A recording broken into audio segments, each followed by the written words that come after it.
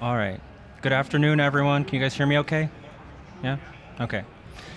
All right, so this is a lightning talk. It's going to be quick.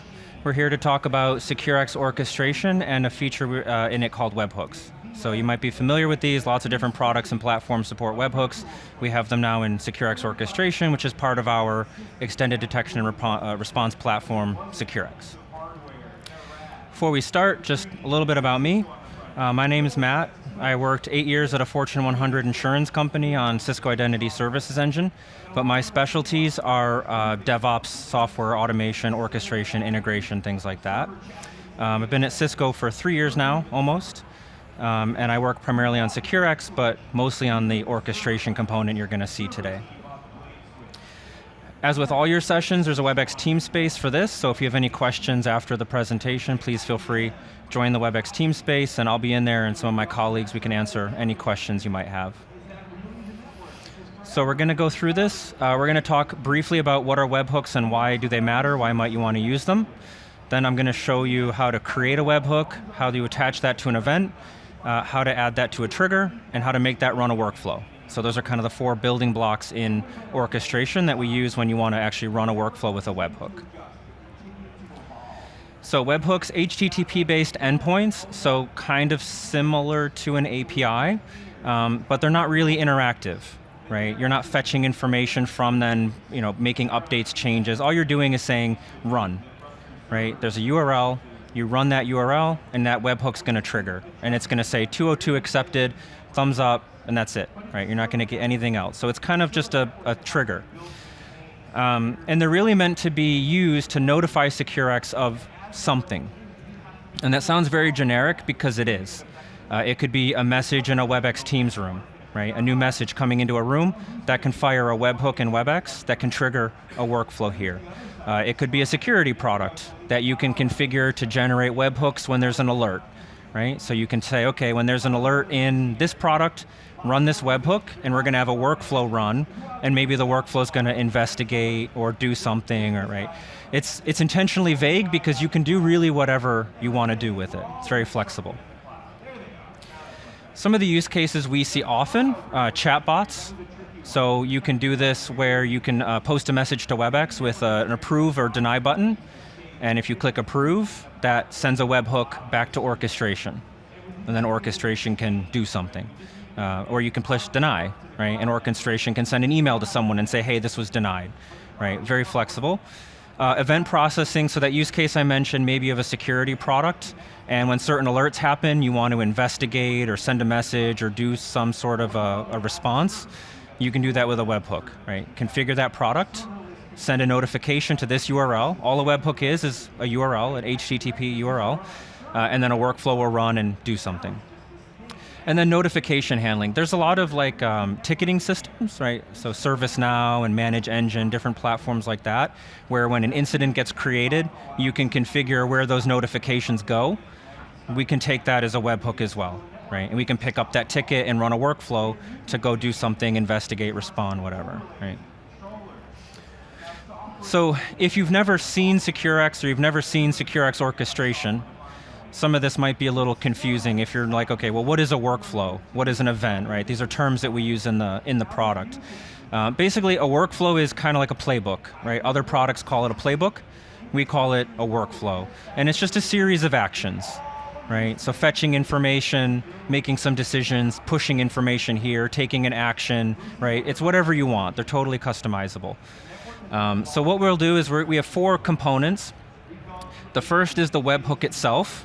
So we're going to go in the product, create a webhook, and that's going to give us that URL, right? HTTP something, big long address. That's the webhook, right? And when we make a request to that webhook, the matching workflow is going to run. But to connect the workflow to the webhook, we need an event and a trigger, right? The event is tied to the webhook, so when the webhook gets triggered, the event fires. Then the event runs the trigger, and then the workflow. It's kind of unnecessary and convoluted. I don't know why it's like that, but that's how it is. That's how it's built in the product. So, I want to spend time on slides, so let's take a look at it. A moment. Okay, So many of you may not have ever seen this. This is SecureX Orchestration, and it is a kind of, we call it a drag and drop, no to low code workflow builder, right? No to low code meaning you don't have to write any code to build a workflow, but if you want to write some Python, you can put Python in one of these workflows, right? So it's kind of flexible in that way. And it is drag and drop, right? You can move these different blocks around. You can put loops in here, if statements, logic, right? So you're building a visual representation of what you want this thing to do, step by step. So in this product, one of the event types, like I said, we have webhooks. So I can go in here, go to webhooks, and create a new one. Gonna give it a name. And then we have to select the content type. So the content coming into this webhook, it's a post. Right? It's an HTTP post, and it can have a body, right, of JSON or whatever. This is where you select this, whether it's expecting JSON, basically a form, or XML. So you're going to tell it, okay, what is this webhook expecting? This must match. If you send XML and it's configured for JSON, it'll reject it, and the opposite. Okay, so it has to be correct. So we're going to do JSON, and click Submit. And this is going to create the webhook and send us back, and then if we go look at it, we'll see we have this webhook URL. Okay, so that big long mess, that's the URL that we're going to post requests to when we want this webhook to be triggered. So the next thing I'm going to do, create an event. So like I said, when the webhook gets triggered, that's going to cause the event to happen. So I'll create an event. And this is the United States instance of this, so please pardon the latency. It's been a little slow.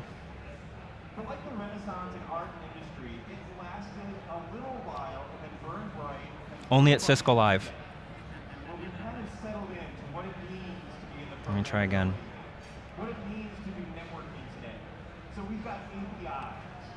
Okay, I have an existing one, so we'll move forward. Let's see if it'll load this. No, all right. Well, all the event does is says, trigger this event when the webhook happens. It's completely redundant, but you have to do both. Those then get attached to a trigger in a workflow.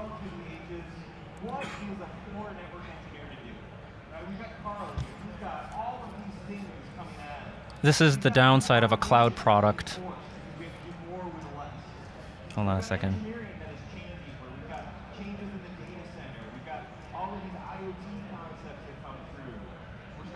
I apologize. I don't know what's going on with it. Let's try this.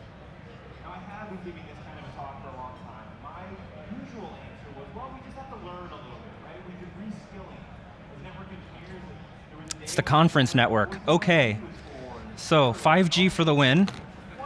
All right, let's try this again. So here's my event. I'm going to create an event. The event type, I'm going to say webhook. So these are a couple other event types that we have. There's an approval task, email, or webhook.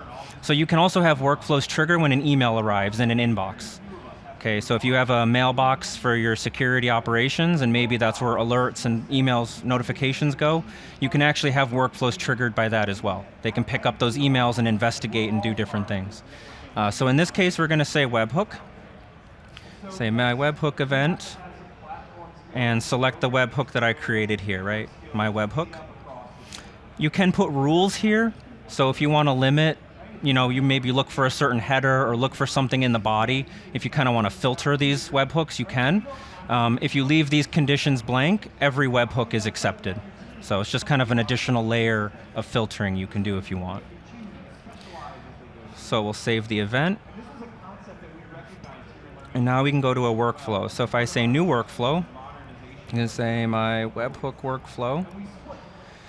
And what we'll do is we'll go down here. So in 15 minutes, I can't cover all of orchestration, right? There's a lot of stuff that you're seeing here about SecureX, about orchestration, how these workflows are built, right? I would love to cover it all, but not in 15 minutes. We have some other sessions in DevNet about this product, so if you want to learn more about orchestration, you can come do like a hands-on lab, and there's a lab guide you follow and you can play with it. So we're just going to go past all this, and what we're going to do is create a trigger.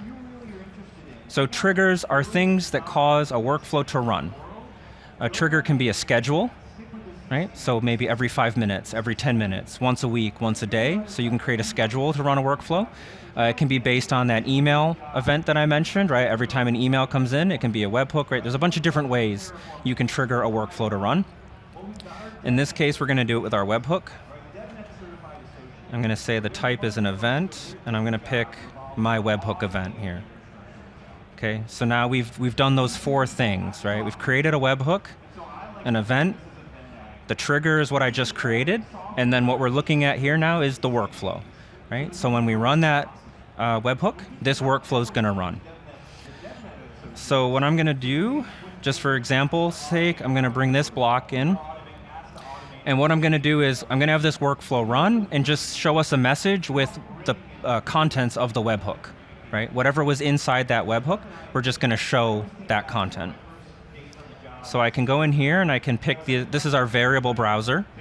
So I can go to my webhook and say the request body, right? So the body of the webhook is going to show up in here. So validate the workflow, and then I'll go back to my webhook and get the URL. And then I'll go in Postman. So this is a request in Postman to trigger a webhook. So we'll put that big long URL in there. And you'll notice the 2 headers, right? Accept and content type. So this content type has to match what we selected when we created that webhook, right? Where it said JSON, XML, form, URL encoded. It has to be the same content type. And if we send that, right, it was successful. So 202 accepted, right? So that's basically the orchestration engine saying, okay, I've received your webhook and I've accepted it, and now we're going to send it to be processed. So back in orchestration, if I go to that workflow and I view it, we see here, right, it just ran and it was triggered by my webhook, okay? So that HTTP request has now caused this to run. And if we go in the workflow and look at this completed block, that's the JSON that I had put in, right? So here in Postman, in the body, right? Same, something important. So now, this is, it's very simple, right? Create a webhook, you have a HTTP URL, you can post things to it, send things to it, alerts, messages from Webex, right? Whatever you want, anything that supports webhooks. And every time that webhook is hit, that workflow is going to run, right? And you can extract information, so maybe extract a host name, an IP address, a username, whatever is in that event, and then you can go do something with that, right? Do an investigation, email the user and say they did something naughty, right? Whatever it is you want that workflow to do. So again, this is intentionally vague because there are so many things you can do that in this time it's not really possible to cover, right, all of the things that you might do with it. So, few important things. Payload must be less than 1 megabyte. If you try to send more than a megabyte in that body, it will be rejected. So that's quite a lot of text, right? It has to be an HTTP post. A get or a put or a delete will not work. It has to be a post. The headers have to be correct, right? So the accept is always application JSON, and then the content type will be one of those 4, depending on what you picked when you created the webhook. And the workflow itself must be valid. If there's an error or there's a problem with the workflow, it won't trigger. It'll fail to run. So everything has to be valid. If you want to learn more about this, there's documentation in the product that explains everything I just covered step by step. So creating the webhook, the event, the trigger, these limitations, the content, all of that is covered in the documentation. Okay. So This is early in the week, but you're going to see this a lot. Please take your surveys. It's important to us, it's important to Cisco Live to know what's going well and what's not. So please remember to take your surveys. Depending on which surveys you take and which zones, there's prizes and things you can earn. But most importantly, please just let us know how we're doing and how the sessions are going. Okay? If you want to continue learning, there is a Cisco Secure section in the showcase, and there will be somebody there talking about SecureX. So if you want to learn more about the entire product or just the orchestration part, you can learn more about that in the Cisco Showcase. If you're interested in meeting with myself or any of my colleagues, you can schedule a one-on-one Meet the Engineer meeting and ask questions, and we can sit for 45 minutes and talk about your use cases and needs. And you've already checked DevNet off the list, but there's also walk-in labs, there's capture the flag, and a bunch of other things you can do. And that's it, it's already been 16 minutes. So thank you for attending, and if you have any questions, I'd be happy to answer them afterwards, okay? Thank you.